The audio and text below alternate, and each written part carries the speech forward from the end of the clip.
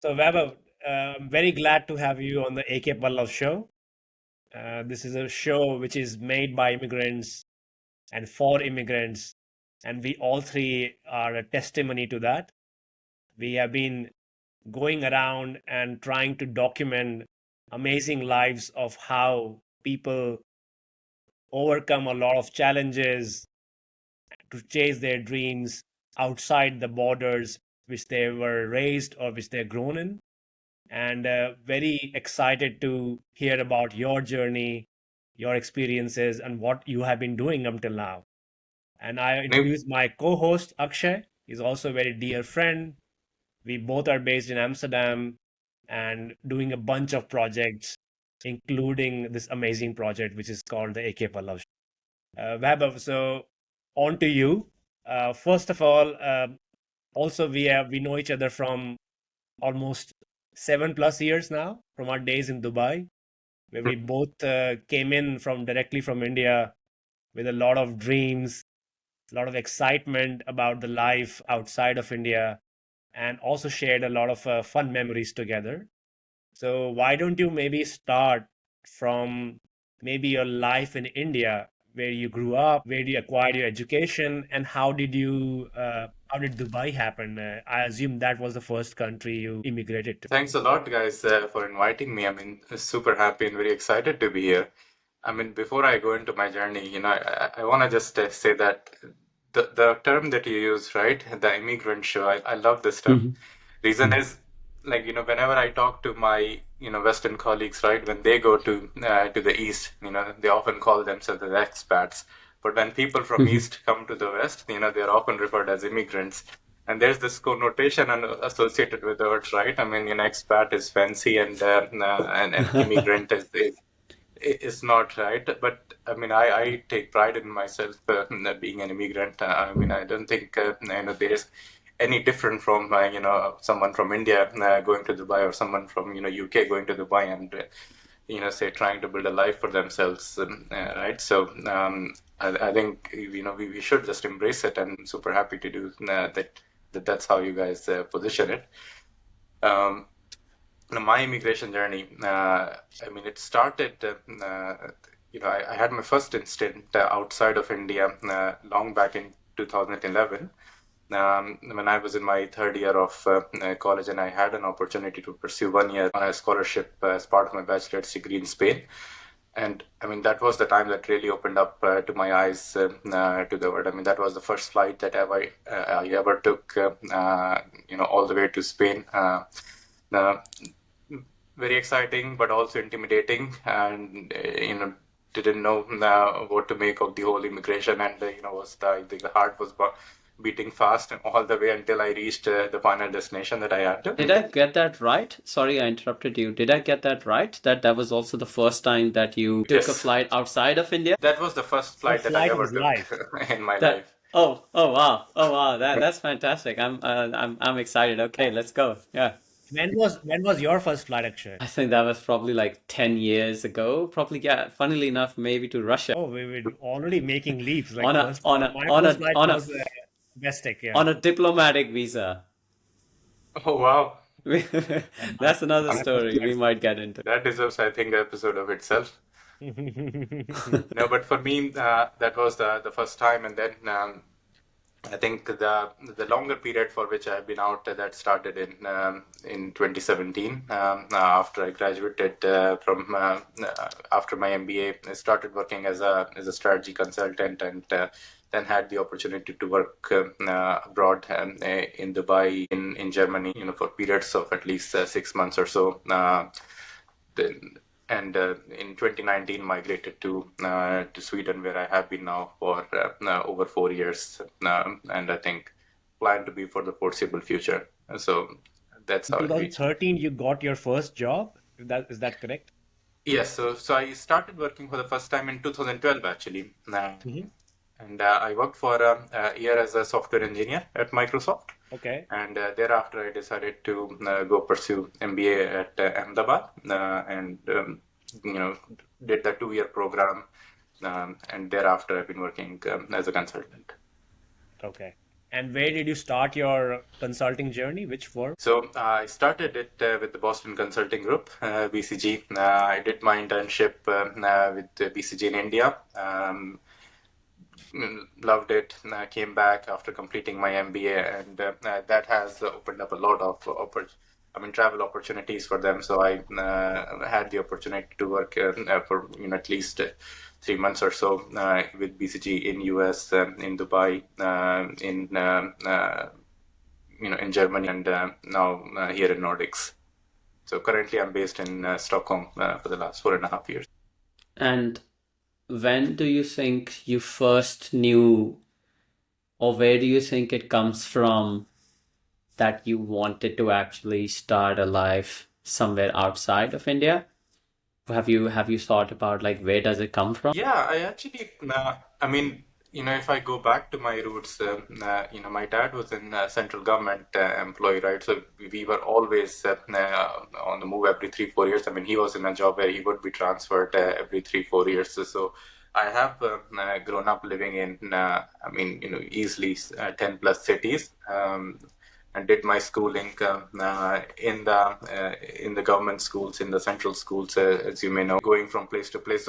And then I studied my engineering in a city far away from my home. I did my MBA far away from home. So I always had that comfort level of living alone in a city, far off. And I guess that's where also the sense of excitement and adventure that comes along with living outside started to pull me a bit away from India. Once I get my first exposure, living 1 year in Spain as part of my undergrad, uh, that was the time when I decided that I wanted to stay outside for a brief period of time. But my retirement plan very much remains to go back to India to take up a farm somewhere in the north in the mountains, Oh yeah.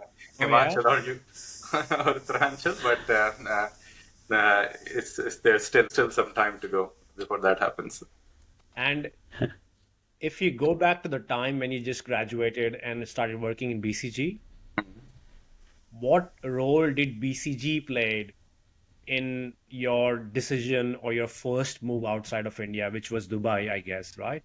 What role did the first company or first job played in that? Uh, so that was, one of the reasons for me to go into consulting was the opportunity to work in different settings that comes along with it. And given that I joined with that motivation, I took up the opportunities that came along with it. I mean that so BCG opened up a lot of opportunities for me. It allowed me to do cross office in projects. The first time that I went outside with BCG was actually to Washington and to Boston. So spent time at those two offices of BCG on a project for about 3 to 4 months. Came back and then did an even longer engagement, which was in Dubai. So I think it is there are a lot of opportunities that the consulting and BCG opened up for me, but it was also a factor of how much you want to pursue those. So you have to create those opportunities for yourself by talking to the right people, by expressing the interest, proactively reaching out, and raising your hand when the opportunity comes. So I think it was a combination of both. uh, And and Washington DC, Boston, and this project you mentioned in Dubai. in Dubai, yes, And at this time, you were still a resident of India. You didn't I was, move, you yes. didn't relocate to these No, countries. You were just getting yourself prepared, I would say, yes, how life outside looks like. And yes, when did the actual relocation happen for Dubai, and how did you decide Dubai, for example? yes. So I was already working on a project in Dubai for about 6 months, and I had the chance to see what the city had to offer. That was the first time that Pallav, you and I Oh, met. yeah. It was a multitude of factors. I mean, you liking the city, you meeting the people that you could see yourself hanging out with. This city being close to your family, but also giving you an opportunity to, opening your horizons to the broader world. So after I already spent 6 months there now on a temporary basis, realized I liked it a lot, liked the work. That's when I decided to make the move permanent. And then once I moved there, I ended up staying there for about 2 years. And Yeah. If this is a bit of a hypothetical one, like you had the fortune to be able to actually live at a place for such a long time and then make like a very confident choice that okay, this looks like the right place for me, which is not the case for most of our viewers and a lot of people, that they have to make that choice without necessarily being there first. So how would, looking back, how would you have evaluated that situation? And then looking back, what would you sort of advise would be the way, like, hey, if someone cannot actually spend so much time at the place, how should they go about making that choice? So I was actually in a similar situation when I had to evaluate whether to move to Sweden or not. Um, at that time, when I was looking to move, actually, Netherlands was very close, a second choice for me. So I might as well have ended up in the same room as you guys. The reason I decided to come here, I mean, a couple of things, right? Like, so for me, I wanted to be at a place where I could, push my career. So I evaluated what kind of career opportunities does the place offer. Looked at the language, looked at the connectivity, looked at how does it play into my financial goal, how does it help staying in touch with my family, whether I can form a friend circle that and I mean, these are quite a lot of things to evaluate. I guess in my mind, the way that you do it is first and foremost try to talk to people who are there. So I reached out to you know people that I didn't know, just out of a blue, told them that this is what I'm looking for. This is my background. So I took help of. Someone from the IIM alumni side, from my university alumni group, someone who was say in a similar sector as I am in, and try to get a sense from them on what the city, what this profession has to offer. And I think that was really valuable. I mean, fortunately for me, the sector that I work in, there it is easy to move, right? But there are also sectors, say banking, which are very difficult to crack if you don't speak the local language and have not been there. So I guess that talking to people who have been in the like reading online, I mean, listening to experiences like yours. I mean, I listened. This was 4 years back when podcasts were not such a big thing. But I listened to, I mean, people talking about their experience. So I think it was a combination of all these resources that helped me make an informed choice. Well, I think that's a very good segue. And now we're sort of jumping between Dubai and Sweden.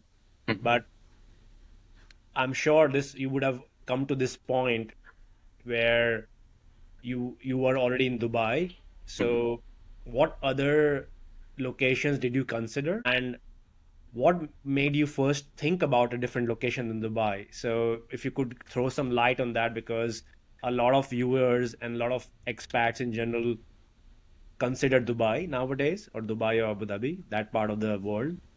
And so what are the things which are really beneficial living in a life there? And what are things which make people consider a third location after a few years spending their lives there? Now, of course, I think, I mean, first and foremost, I would say that, Dubai was a great experience, right? If I have to do it again, I would surely go and do it again.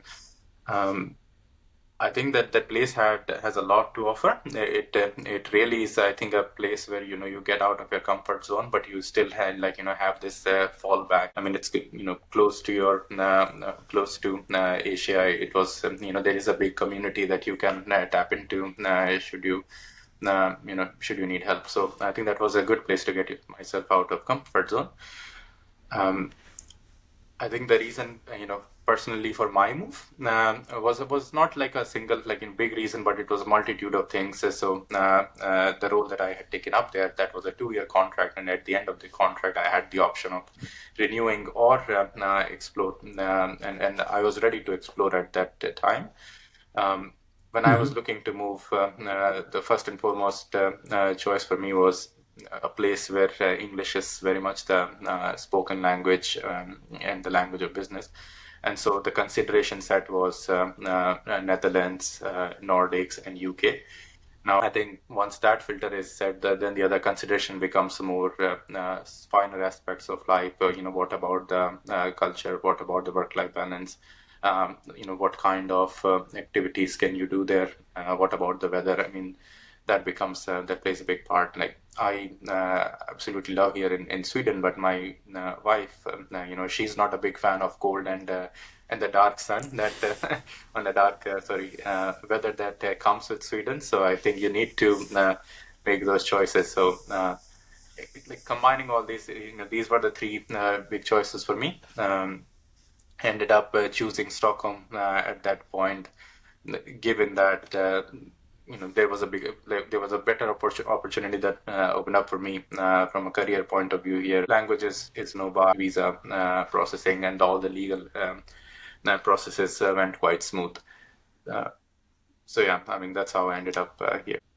So I have like, so while Dubai was positive, but you still had to make that choice. Okay, do I move on or do I stay there? So what were really like the ups and downs, the highs and lows of those 2 years, which kind of gave you a sense of, okay, I want to be in Dubai or I don't want to be in Dubai? And because that's something that usually whenever you move somewhere, you have this image in your head, like, oh, maybe I'm just going to be there at this new place. And then you have to move again.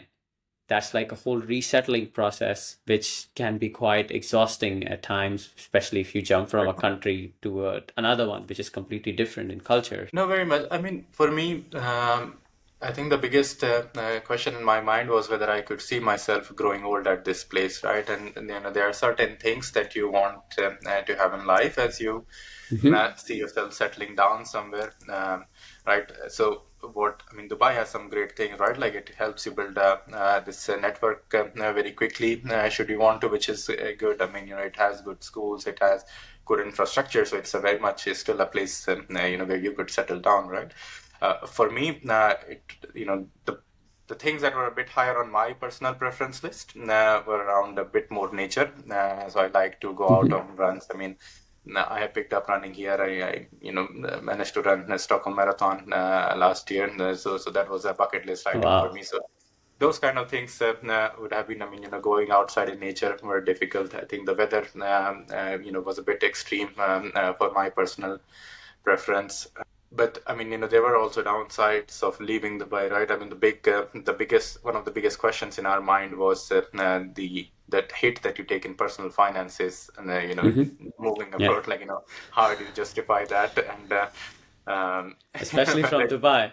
especially from Dubai, right? I mean, when the whole world is moving there, how do you justify it to yourself? I think one of the things that gave us comfort is, given how welcoming Dubai is, you can always come back to that place. I think you can find opportunities. So for us, it was a question of, okay, let's go give it a try before we are too bogged down by the responsibilities of life. And if it doesn't work out, you can always go back, but at least you will not regret, not giving it a shot. So, given these considerations, given that I felt that Dubai was not this forever place for me, that's why I had in mind, and I felt, if I have to make that move, better make it sooner than later. That is why I moved already after 2 years. But there was no absolute reason, I must say, that was driving me away from Dubai or driving me, towards some other place. And yeah, sorry, go ahead. Yeah, the one just question is, I did not hear you talk about the US at all. And even though No. even though some of the criteria that you've mentioned, I think language, opportunities, nature, a lot of the things they do fit in the US bucket. However, it seems like it's like out of the park, like not even like in the consideration set. So I'm keen to sort of get into like the why behind it. No, of course. I mean, I had thought about US also quite extensively, but I must say, it was not in the top three places that I had in mind. Um, you know, First and foremost, I think in a lot of cases, it becomes a question of whether you can get the visa, the kind of like access do you need, and do you have confidence that you can stay there for a while? So I think given the uncertainty around it, that was one of the reasons. Right? That was also when I was moving. That was still the peak of Trump era, and given the rhetoric that you hear against immigration, given the uncertainty around how the elections will turn out. I mean, that was a second reason that I personally did not feel so. I mean, it was a bit on the politics side, and I follow politics quite closely. So I didn't feel that the country being as welcoming to talent as it used to be. Plus, I think Europe has gotten its game together quite well. I mean, it has become. I mean, UK has opened up to talent. I mean, giving these talent visas for students to stay after their education. I mean, Nordics at that time is very welcoming to Indian talent, especially around tech, especially in high skilled jobs. So I think, and the third thing, of course, is this work-life balance, the kind of quality of life that you can get in Europe. I don't think that gets matched in US. So, given all these factors, I mean, the Europe was very much amongst the European cities were very much among the top three places in our shortlist. Yeah, and that's why, like Pallav and I talk about it quite a few times, that European mainland, Indian immigration to European mainland is really, I think, at its peak in this era. Like the US is kind of on that decline, and we see a lot of people moving to Europe, and of course that was definitely one of the reasons why we thought this would be a great idea for AK Pallav show. Back to you, Pallav. And also like Dubai or UAE, Singapore, they don't have that much capacity. Like they're small countries. Australia, people are psychologically far, also geographically far. So then this is the only option which remains in that as well. I want to throw some light, or I want you to throw some light, and it kind of echoed in your answers as well about this European life, right? For many Asians, Americans as well, also Africans, there's always this term which people fantasize and many of them grow up with, also emphasized and by TV shows and movies. And then whenever people are in that position, like probably you, often that charm attracts people, yeah, or young couples or families. What is the European life for you? How do you define European life?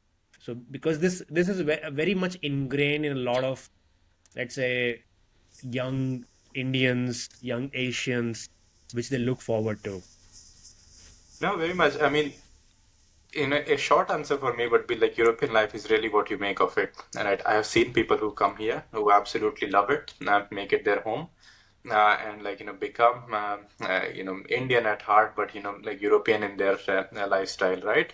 But I've also seen people who come here have difficult times, and just do not find it a welcoming enough place, and just go back. So I think there are a couple of things to keep in mind, right, when deciding whether this is the right place for you or not. I mean, so what I have reflected upon is that first and foremost, I think Europe is a more individualistic continent, right? I mean, a lot of responsibility is placed on you.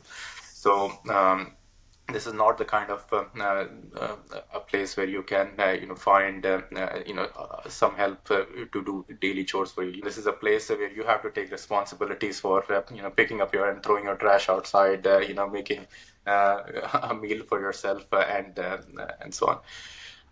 The second thing is Europe is also a place where I find like Europeans are very welcoming, but you also have to make an effort, especially around language.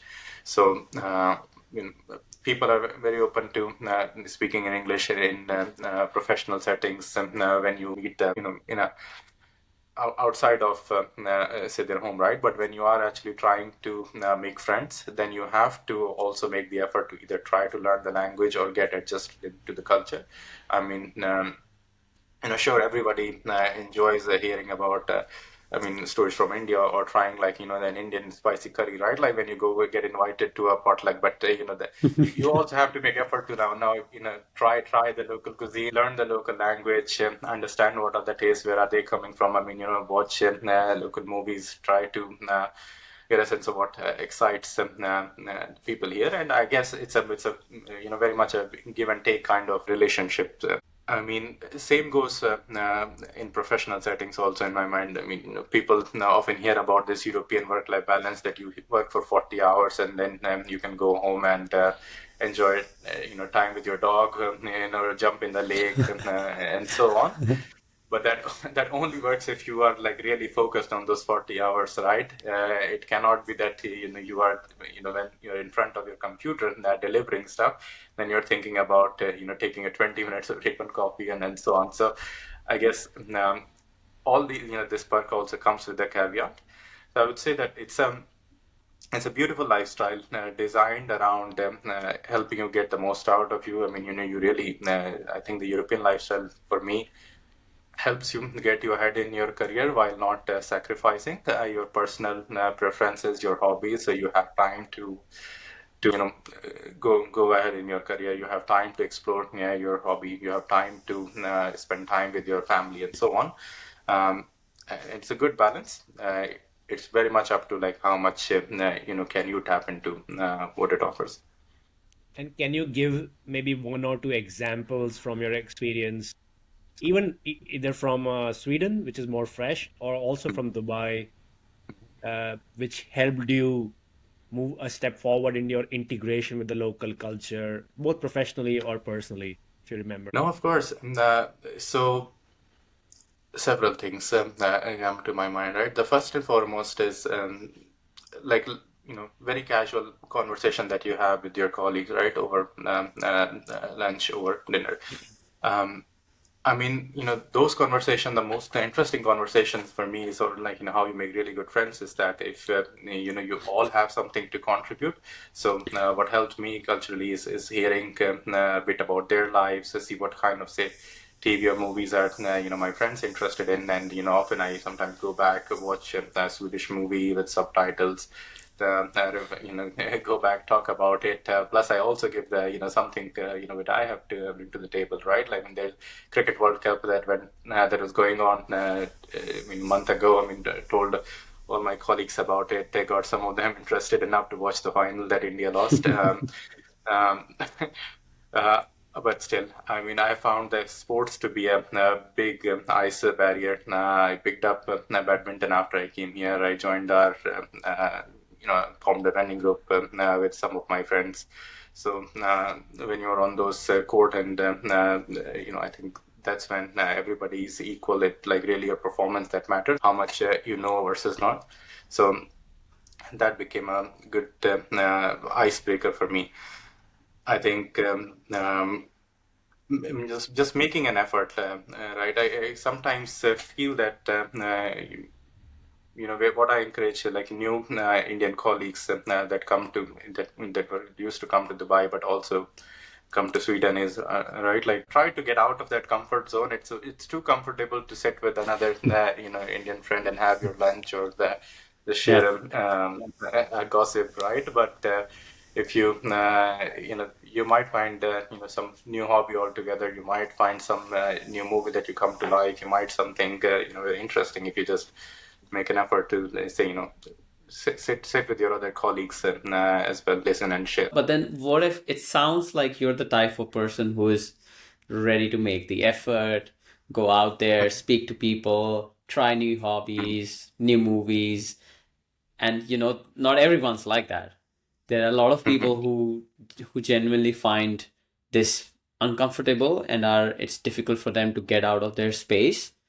How how should a person like that go on and try to build a life where they do feel included in and that happens to a lot of like people like go as couples and then they tend to kind of live in their own world and then find very difficult that hey, I don't feel like at home and it's very difficult for me to actually make friends here. Like how would you see that? I must say that, I might come out as extrovert, but I'm not. I'm very much an introvert. Like everyone who knows me knows that, right? So it's not as easy for me to do this either, right? Um, I think what I used to do was, do things that are like, in my comfort zone, right? So I Hmm. like sports, and that's where I would go make friends with. I'm not the kind of person who would who enjoys, for example, going out in the evenings, or who would have or, have house parties late at night, right? So you would never see me in those kind of setting, but those are also very good to socialize, right? If that works for you, Hmm. then please go do that. I mean, my wife is she's a lot more extrovert than me, and she's the kind of who likes to organize events for her friends, and so she would organize say lunches for her friends, or just take everyone along for a dinner, and then that works for her. I mean, she's not into sports or parties either, so I guess it's finding whatever you are comfortable with, right? Maybe you are the kind of person who likes to go to museums, so you find that you might be the kind of person who likes board games, and then you try to find that common thread. Maybe you like cycling, so find that common thread that you have with others, and from there onwards, you start to learn a bit more about the other culture, integrate there, and then go from there. You've been in Sweden now for almost 6 odd years, right? Yes. And talking about the integration and the friendships, would you say that you have been able to build relationships which you can genuinely really count on? And maybe contrast that to some relationships you might have in India, where you've spent a lot more years. And do you think you can actually get to a point where you will have this feeling of belonging and having this close group of people that you can really count on when the time comes? So in Sweden, there is a joke, right? Like the way that how do you judge whether you are really some good friends with someone or not is whether you get invited to their wedding. And I mean, Okay. the weddings here are the kind of affair where only like 30, 40 people ultimately join. Right? So I mean, I haven't been invited to any wedding, but my friends are also not married, so I don't know if I am at that level Yes, with them that's or not. Tom, yeah.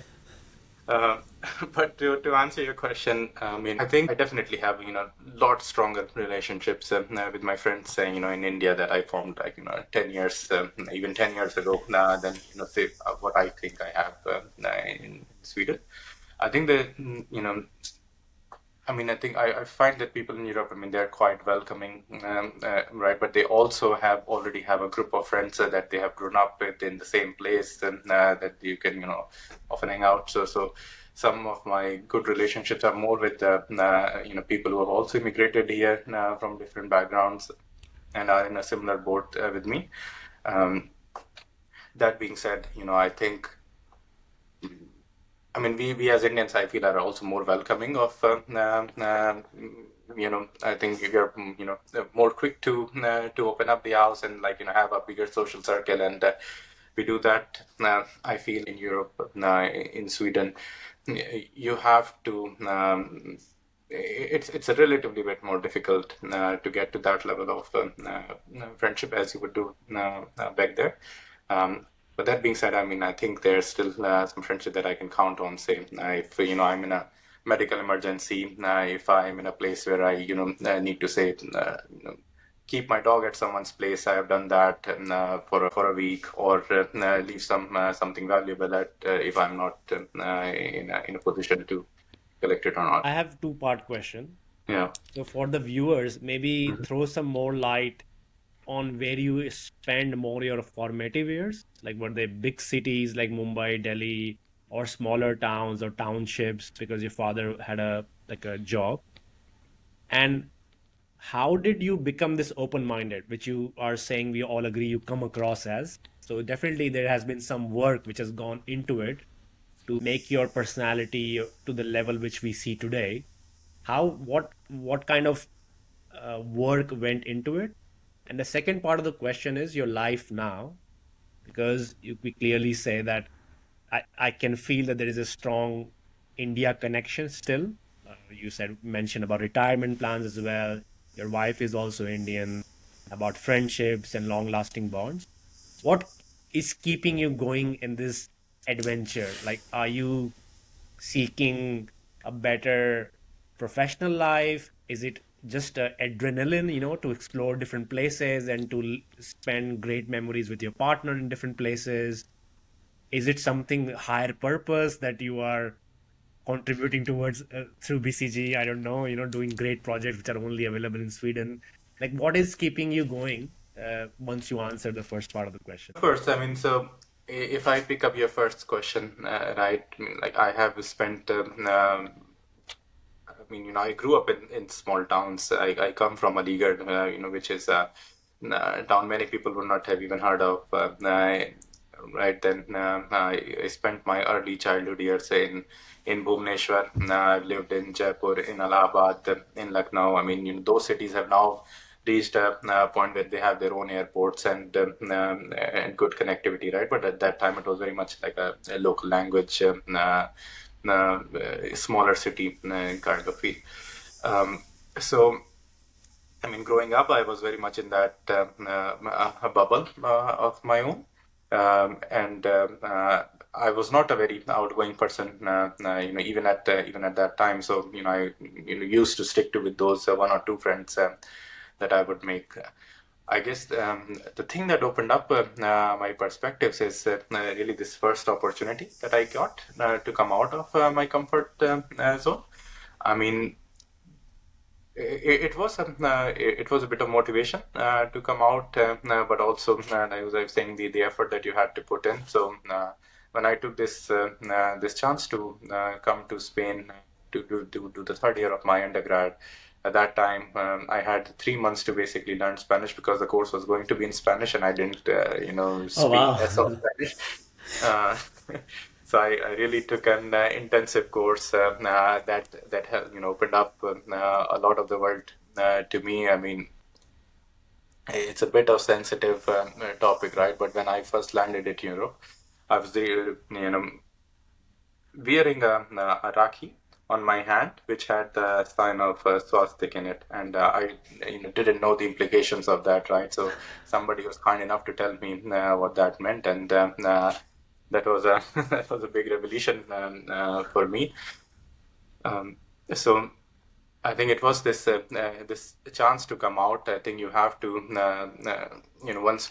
So for those for listeners, say, right, who are debating whether this is a right choice to go out or not, and how to open up their mind about it, I would say just expose yourself to uh, to all the information, all the content that is out there, right? You don't have to like travel to a place necessarily to know whether you're gonna like it or not. I think you can read about other people experiences. You can watch. I think TV shows and movies are a great ways to learn about this culture. I mean, listen to people talk about their experiences. I mean, you have so many blogs these days. So I guess it was just exposing myself to this different situation. I realized that I like it. I realized that I want to try more of it. That made me go for it. Um, and I've been talking about my life now, right? What keeps me going? I think the kind of work that I do, that is a big part of it. I really like. I mean, I very much enjoy the kind of challenges that consulting poses. Um, I think it's also the realization that at some point you also need to stop moving. I feel like moved enough, and of course I like to go for a short visit to a new place, right? But I would not want to. I mean, I think I'm Mhm. at a point. I realize that I'm reaching a point like where I would like to have a house. I would like to have a dog. I would like to be able to. Say call a local bar my bar, and then go there and know everyone. So it was that. It is also, I think, the people that you meet. So I had the fortune of meeting some good colleagues, make some good friends, which gives you the comfort. I think, and the big reason for me is that I want to stay close to my family, and so in Europe it has been in Sweden it has been possible for me to, for example, have my mother visit from time to time without having any issues with the visa. So I would not, for example, go live at a place where it's so difficult to reach, or there are so many problems with the visa that you have to stay cut off from your family. So I guess these are the things that make me like keep going. Uh, that being said, you know, I am not, I don't have a 10-year plan, right? I think I will be here in 5 years down the road. But I mean, India at this point is also beaming with opportunity. So many ventures are getting created. So many companies are setting up a shop there. So if the right opportunity arises, right, I'm very much open to going back to India. So I think it's more about like really living in the moment, liking what you do, have a short-term plan, and then go from there. For thanks for sharing. However, the Mhm. theme, and Palav, correct me if I'm wrong, the theme so far that we've had has been, it feels a lot positive. It it does seem like things have gone your way a lot. Maybe we can try and dig a bit deeper into the things that you felt in this transition or while being in Sweden did not go your way, that caused frustration or made you rethink about your decision. Did you make the right choice? Is this the right place? Could you recollect some of those moments and share, like, how did you look at them? How do you look at them now? Now, of course, there are a lot of this that has had that has not gone also the way that I would have imagined, to be open. um, to start with, when I was in Dubai, one of the reasons that I talked about, that I had this 2-year contract, right, that I came with on Dubai, and then I decided not to renew it. The reason for this was I realized that in that role I will hit a glass ceiling pretty soon, and no matter how much I try, I didn't see that I would be able to break through it. I think this was this was kind of a family-run operations, and it was at the top level. It was very much a more friends and family kind of a situation that had the control, and I felt like I didn't want to be in that situation where I'm always at The a outsider. at a level outsider. That's a good way to put it. So I felt like I was stuck in my career at that point, which motivated me to go. I was talking about challenges in Dubai, with the weather, with language as well. Tried to learn Arabic, super difficult to learn. You don't need to learn there to survive, but again, I think if you want to make friendships, if you want to get into the culture, it definitely helps. Um, Moving to Sweden also, the COVID was a big disruption for everyone, right? So I'm not talking about that as much, but that also had definitely a big, there was a big challenge at that time when the COVID was at peak, and back home, I was very much stressed about the well-being of my family. There was no easy or flexible way to reach there. It's not like that you take a flight, 3 hours later, and then just are there next morning, right? You still have to plan it from here. So at that time, there was quite a lot of uncertainty. I think you also do face challenges. Even for me, what I've seen is that even though even though there is no necessarily a glass ceiling when you try to grow through the career, but there is very much like still a preference, which I would imagine, is there in any other culture also, right? Like to hang out with the people who share the similar background, to work with the people who share similar background, right? And sometimes people do that, just not explicit, but more implicit. Um, so that has also made me sometimes, reconsider my choices. Is this the group of people that I want to work with? Do I go for a different set? Um, Living here, I talked about positive, but it's not all that, right? You still miss your family. We face so many times the situations where I have a dog, and when I have to travel for a week or so, if I had my family here, it would have been super easy to just leave it with them and travel, right? And that's what everyone who's local does. We don't have that luxury, so not having that support group, family and friends, especially around big holidays, especially when you have big holidays back in India, and then you see all the friends and family celebrating the product group, right? Like you still have that feeling of loneliness, and you do question that whether it is all worth it, time that you're here spending all by yourself. I have my wife, right? We keep each other company, but still, the feeling of not being with your broader family on these special days makes you question that, what is it that we are doing, whatever we are doing, what is ultimately for? Is it to, keep, get some money in your bank account? but what would you ultimately do with it anyway, right? Like in India, you can also find enough opportunity that gives you a good life. So why stay here? So to this last part, Yeah. I think that's what the kind of response, or I want to dig further, where what keeps you going, you say work, right? So I'm sure you also are doing a trade-off in a way. So what could you give users a be more vulnerable and open up? What are the mental challenges you go through with your partner or by yourself? And how do you see this fitting in your life in terms of more spiritually, like, that the work you are doing is that empowering and energizing enough that keeps you here and away from your family? Or you have a plan that, yeah, this is all was meant for a reason. I'm gonna gather these amazing experiences and I'm gonna collect them, gather them, and bring them all back to India or to your family.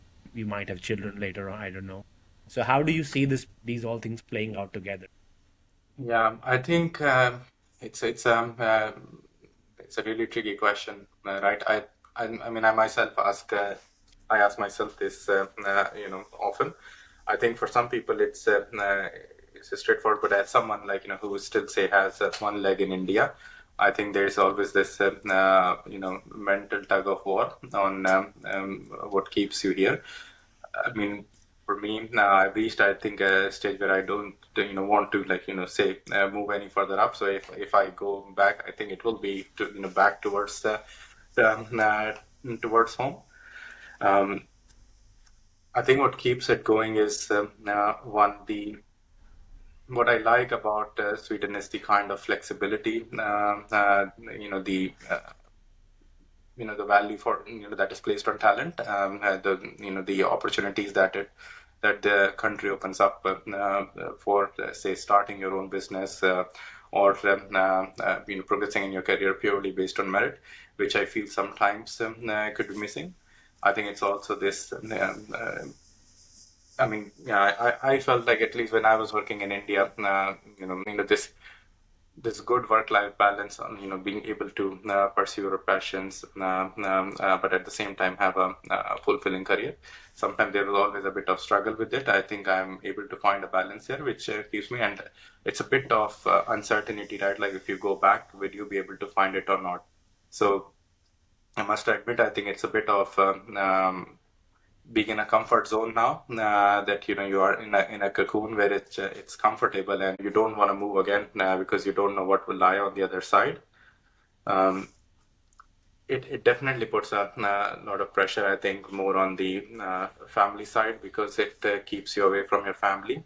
So at this stage I feel, mm, I'm my family's my extended family, they are all touchwood, right, like in good health, in a situation where it's they're all busy with their lives. So I feel like I can go in and still do what I want to do. But if you ask me this question again in 5 years, most likely my answer would be different. So I have to find a way to be closer to them. Either I get them to spend more time with me here, or I go back to them. Otherwise, it becomes quite unsustainable. And I think, I mean, being married now for 3 years, it's also it's a decision that I don't take in isolation. It's a very much a family decision, and I have to consider all my factors. So. Uh, I think I mean my wife, she goes through all the similar struggles in her mind as well. Uh, and I guess we are kind of at an equilibrium now where the ball is not moving in either direction, but it always feels like it's a ball at the top of the hill and it can go either way. So you do feel you always have this sense of restlessness at the back of your head, not knowing where you will be 5 to 10 years down the road. Would you see yourself doing both?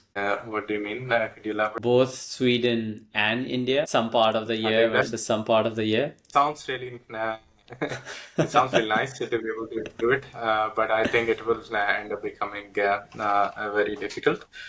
I mean, I would like, so I would like to have the option of coming back to Sweden if I have to. I think once I have, say, I mean, one of the choices that I'm debating right now, right, on the citizenship side, if I give up my Indian citizenship or not. It's really unfortunate that there is no provision for dual citizenships in India. And even though, I mean, it's not, I don't see myself becoming an IS officer or running into an election. So those are the only thing that it deprives us practically for me. Um, but still, I think if I take Swedish citizenship, which gives me the chance of coming back here whenever I want to, I think it will make it easier for me to move back.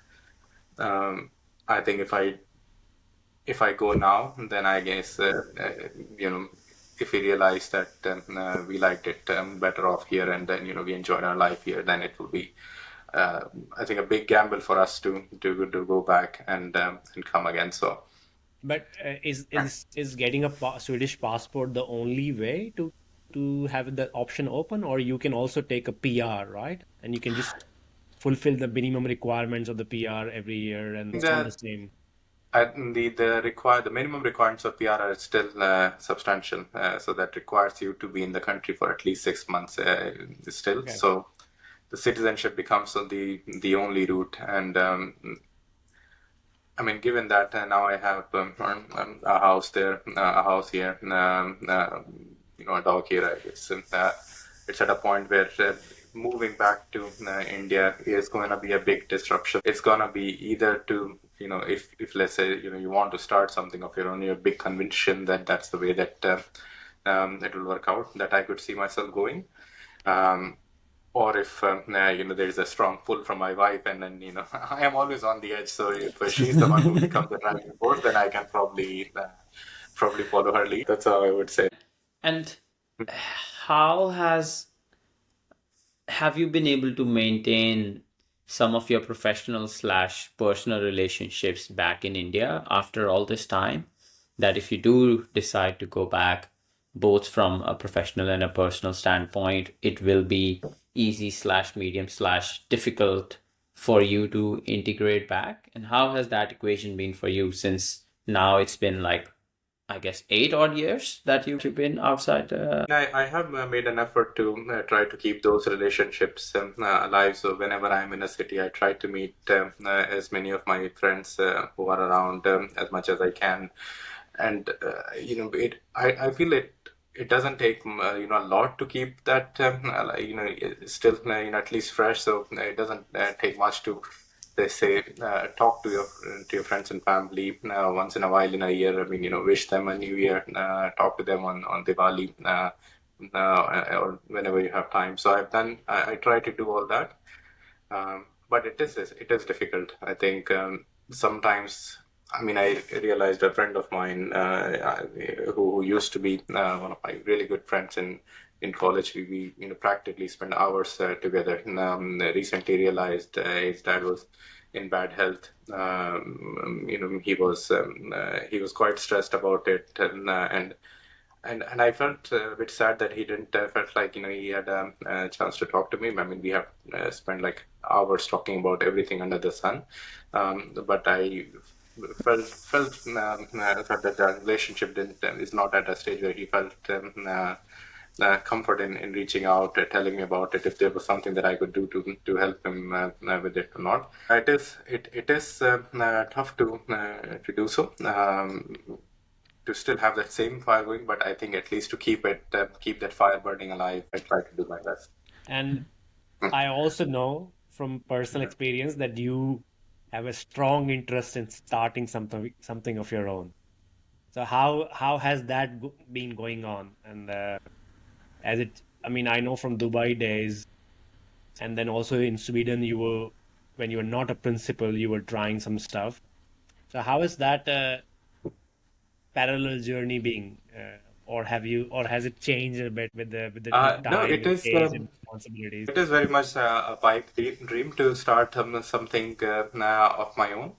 Um, I must say, I mean, I have, I'm really bad at putting my thoughts into action. So it has been like this constant urge to do something, but still finding it too difficult to break out of. those handcuffs of a salary. I mean, that being said, I'm starting something with my wife that we are really both passionate about. I mean, we love animals, and we are starting off this a homemade food brand for dogs, Oh, and nice. it's a Tell us small. more about it. Yeah. Yeah. Oh, It's an idea no, that one we have second, one second. started to put in I practice. don't know where's Akshay. So, were Says, you saying something, Pallav? no, no, Akshay is disappeared. One second. Oh, I see Can him. you see him? Do you Yes, see him? I don't Yeah, see him. both.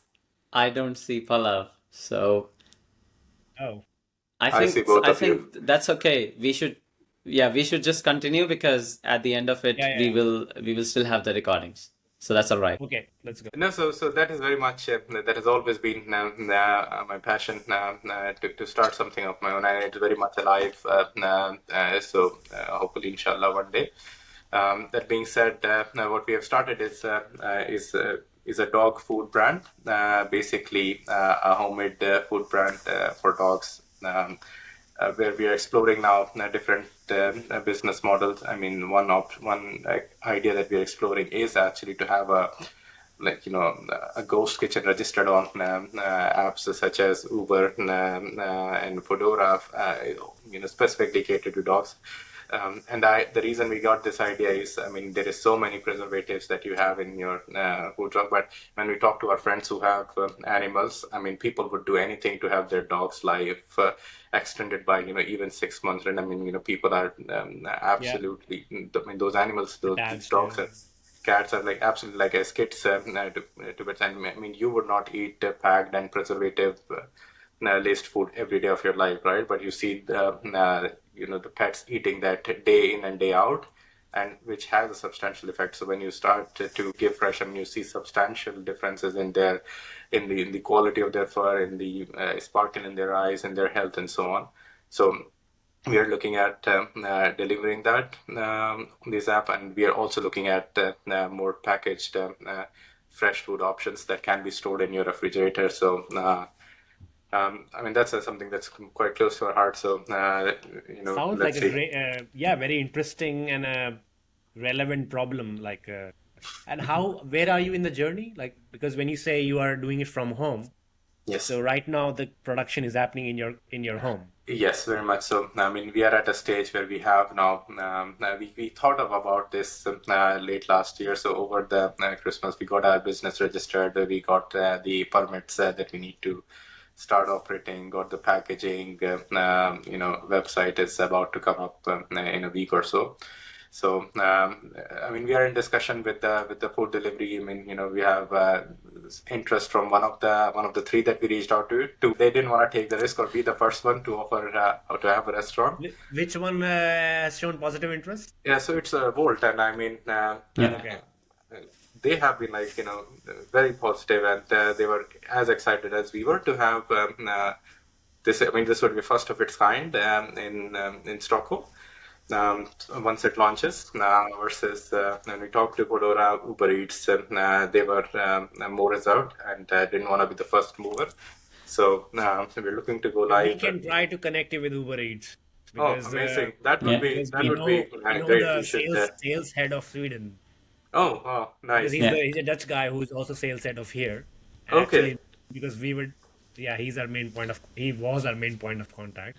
Yeah. We can talk offline about it. That would be amazing. Yeah. Yes. Yeah. So yeah, we're talking to Volt, and we would be going live hopefully soon. Yeah. Yeah, and great. Give, Yeah.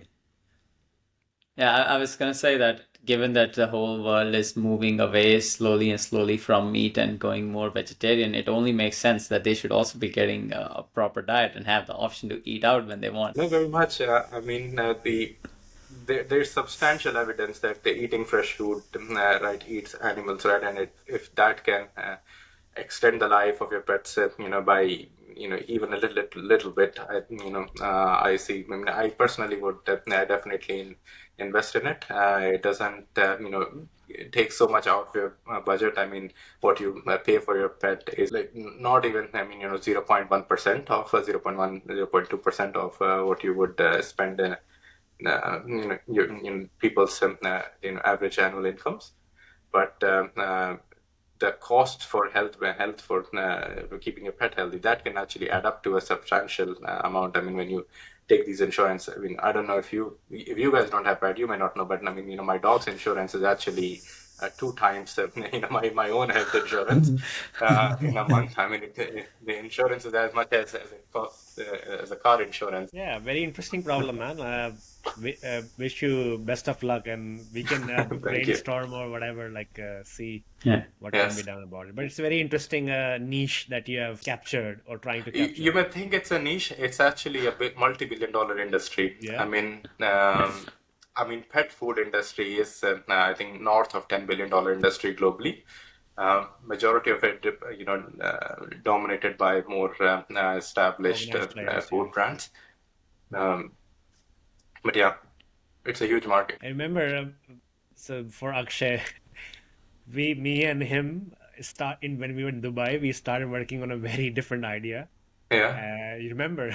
So we were working to build our own personal selfie Yes. camera, Yes. so which could be controlled from your phone. So you know how you don't need to stop any passerby when you're in tourist spot. You can just mount it somewhere. It's an additional device connected to Mhm. your phone, and you can see what kind of angles are good and Yeah. click multiple pictures. And we actually made a prototype as well by hiring some students from, I think IIT or maybe from my college or Yeah, I think something. it was from your college that we managed to find the. And we also spoke to a shop who would be able to Yeah. sell it. But yeah, I don't know why we dropped it. It just, I think I moved. You were You there. moved, and I think that was a time that we were both in that stage where we were looking to move. But Yeah. now that you guys have settled, now that I'm settled, it would be good to brainstorm it. I mean, I'm very, very passionate about it. I mean, think about the scale, right? Like there are 10 million people in Sweden, and look at how many restaurants are there for them on Uber Eats, on everyone, like in thousands of Yeah. restaurants. Yeah. There are 2 million dogs in Sweden. Guess how many restaurants are there for them? Like zero, right? So Yeah. Yeah. the potential is huge. Yeah. I think especially with like the food industry, Mhm. we've always, and this sounds like also one of those that you should be able to maintain some healthy margins as well, because that's definitely one of the key elements that makes or breaks any player in the food industry. But when it comes to dogs, I think or like pets, people in general are a bit more like, hey, if there is like good quality food available, I don't mind spending extra for it. That's our ambition. I mean, in some countries, you see like dogs eating, I mean, homemade food quite a lot. But in a country like Sweden, where the life is quite fast paced, you don't um, uh, eat out as much. I mean, and you don't have time to, sometimes take proper care of your pets. I think that can be a help. Last question from my side, like, how would you evaluate when would be the right time, and of course, probably a bit far in the future, when would be the right time to go from the job to do something of your own? And because of course the salary handcuffs will always be there, and how would you navigate that transition, that gray area that typically comes? Well, I mean, if I had a good answer, to be honest, I would have, probably done it by now, I must say.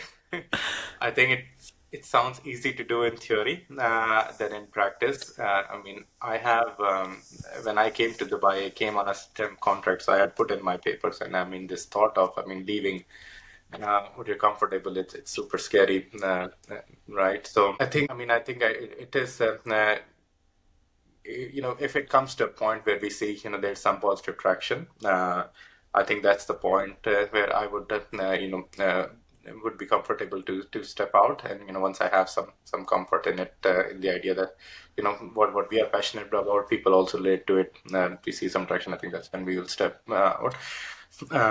We also think that when since both me and my wife, we are more salaried professionals. I mean, probably one of us will first leave our job, pursue this with full time, and then the second person will make the transition. So I think we are still a bit risk-averse people.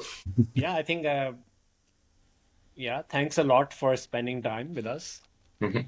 And yeah, and I don't have any more questions. Do you have any No, it was questions for us? I I mean, it was super fun, guys, to talk to you. I'm sure, like we would have, you have. I'm really looking forward to hearing more about the experience that you have been uncovering in this, and it really made me think a lot and question my life choices as well. So thanks for asking those thought-provoking questions and then making it difficult. I stopped the recording. yeah, and I also really liked how we